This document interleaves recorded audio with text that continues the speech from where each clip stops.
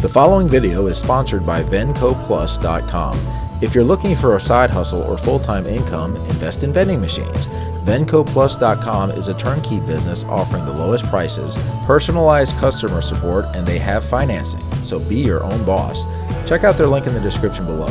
Hi everybody, today I'm going to be showing you Monopoly Fortnite, the Collector's Edition. The object of this game is you're going to try to become the last player standing by knocking everybody else off of the board. Now in the very beginning, everybody is going to be receiving 15 health point chips over here. And one of the differences between this and the regular Fortnite games is that this has more locations on it. So there's 3 here, there's 3 here. The typical Monopoly Fortnite game has 2 each, so this has more. In the very beginning, everybody's going to choose one of these characters and they're going to place it anywhere that they would like to on the board.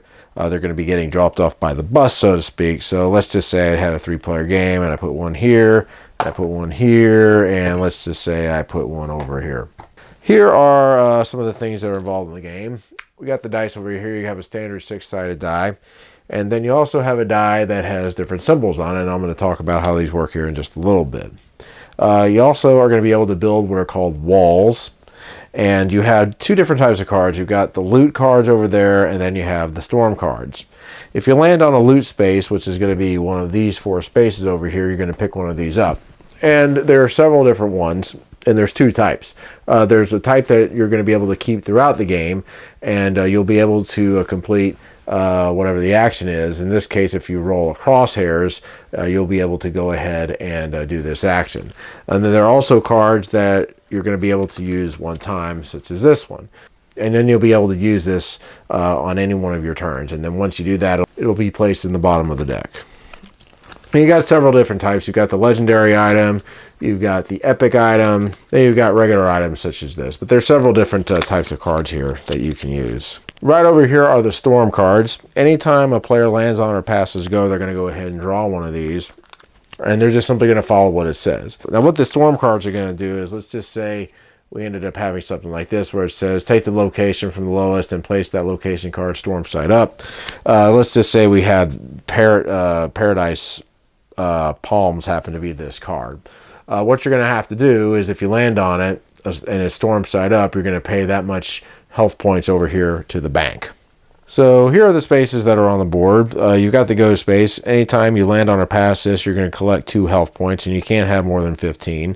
You have all the location spaces over here. Anytime you land on a location space, if it is unknown, you'll go ahead and pick it up. So let's just say I landed here and nobody owned it. I would go ahead and pick this up.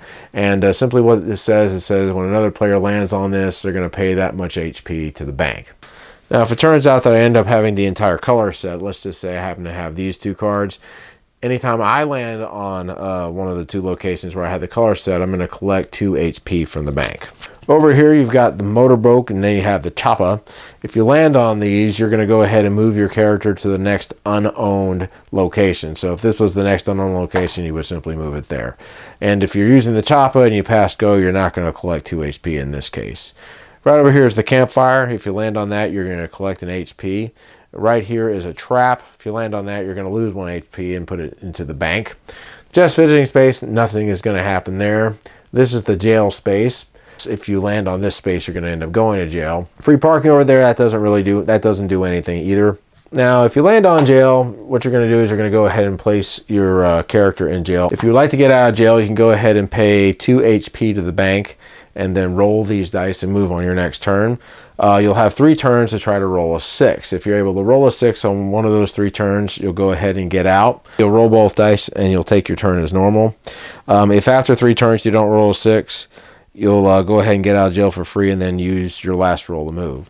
Now there is a storm card that will go onto the jail. If it turns out that that storm card is there, when you go to jail, you're going to basically get out for free on your first turn. You'll just roll and move as normal. So here's the specialty die, and this is what these mean. If you roll this, you're going to end up collecting 2 HP. These are the bandages.